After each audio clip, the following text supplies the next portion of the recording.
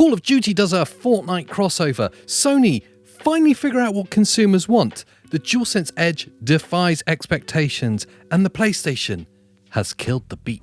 Welcome back to 128KB. This is your Quick Pick News, where I give you the latest PlayStation news in as quick a fashion as possible so you can get back to skiving from work.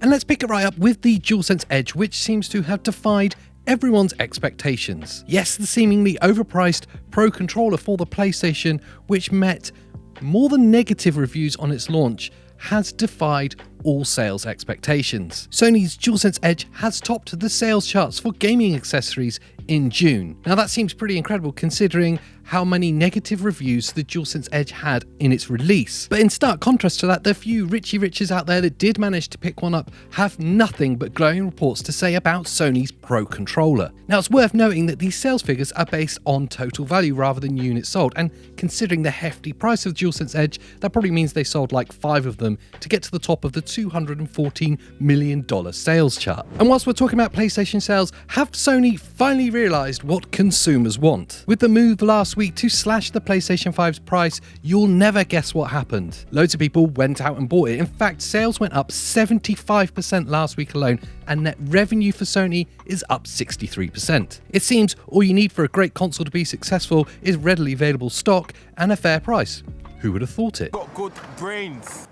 But it's great to see the PS5 finally meeting its expectations and its potential as a truly great machine. Maybe now we'll get some truly exclusive PS5 titles.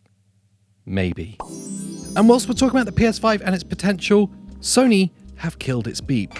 They've muted it. The startup, the iconic beeping sound, has gone. The latest firmware is now released for beta testers for the new PlayStation 5 firmware, and one of the key features of it is that you can now mute the startup beep. Alongside this seemingly meaningless upgrade, there are some huge upgrades for the firmware. The most noticeable is that there will be a doubling of the maximum storage capacities of the M.2 SSD drives, taking your maximum potential storage up to a whopping 8 terabytes. There'll also now be support for Dolby Atmos 3D sound for the relative connected devices if you have one, and a bunch of UI and UX upgrades to make the PS5 experience even better. But what do you think about them killing off the beep sound? I kind of like it. It's kind of like a reassuring friend saying hello in the corner. Hello. Let me know in the comments what you think about them killing off the beep. And finally, that Call of Duty Fortnite crossover. Well, it's slightly misleading of me. I just wanted to clickbait you to get here. In what looks like the weirdest and potentially dumbest move I've ever seen in the Call of Duty franchise, they go pull a move that reeks of desperation that is straight out of the Fortnite playbook. Announcing new playable characters in Modern Warfare 2 and Warzone 2.0, you can now play as Nicki Minaj and Lara Croft. You unsavoury little I swear, I honestly had to check the tweet from Call of Duty and make sure it wasn't April 1st, because surely this must be some kind of weird joke. Maybe I'm just way out of touch. What do you guys think about this weird little crossover? Is it something straight out of Fortnite, or does Call of Duty belong having cartoony, famous characters that are playable in the game?